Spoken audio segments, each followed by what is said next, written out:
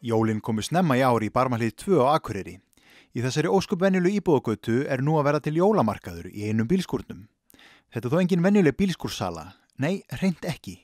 Hér hefur jólaandinn komið yfir þær Sönu Símonardóttur og Svandísi Lilju Níelsdóttur sem eru búin að vinna kraftaverk síðustu vikur við að skreita og græja. Mögulega jólakraftaverkið í ár. Og hérna hafa ýmis ævintýri gerst síðustu vikuna, eða vikurnar, 2. Við erum búin að rífa niður veggi og hillur. Þetta var sem sagt geymsla og megin var þetta herbyggi. Og okkur langaði til þess að búa til einhvern svona jólamarkað fyrir jólin. Hvenær verður þessi hugmynd til? Heyrði, hún var eiginlega bara til hvað? Það er kannski svona 3 vikur síðan.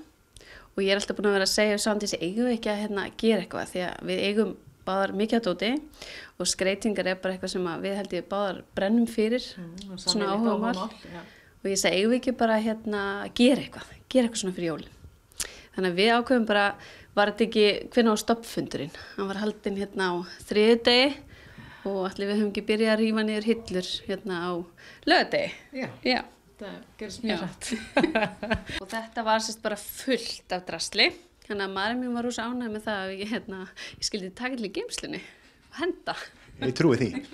Hvaða vörur ætlaði að vera með hérna? Við ætlum að vera með gjafavörur fyrir jólin og textílvörur. Við ætlum að vera með eifyrst handbragð og skakkfyrst konfekt og við ætlum að vera með notað og nýtt og textíl og bara það sem okkur dettur til hugar hverju sinni það verður bara svona föndur, verkefni í þróun, það er bara svona hvað kemur til okkar og hvað við verðum með.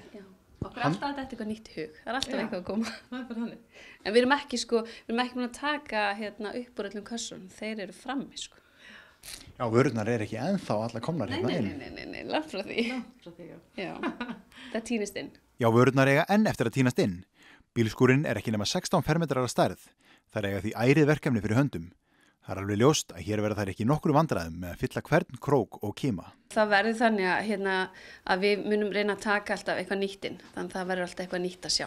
Svo er þetta svolítið svoleiðis að við eigum kannski ekki, það er kannski bara til eitt af einhverju. Þannig að, fólk þarf þá bara að koma oft.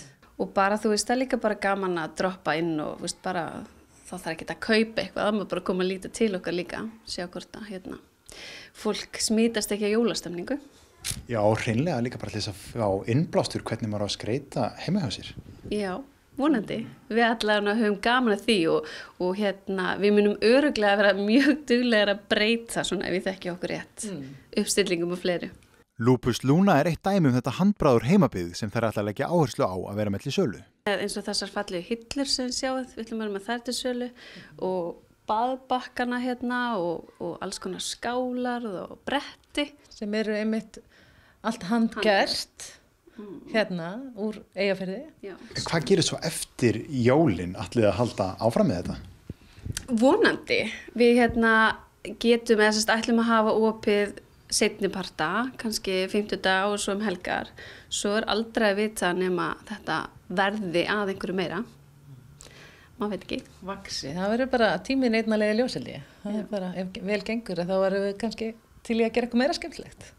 Og þið gerir þetta sjálfar já, með eiginmönnum ykkar að mála og græja bílskúrinn, hann lítið bara alls ekkert út eins og bílskúr. Já, við gerum það og við erum þeir eru duglegir að hjálpa okkur svona í verkefni sem að kannski, við erum ekki alveg með á hreinu en þá koma þeir sterkir inn.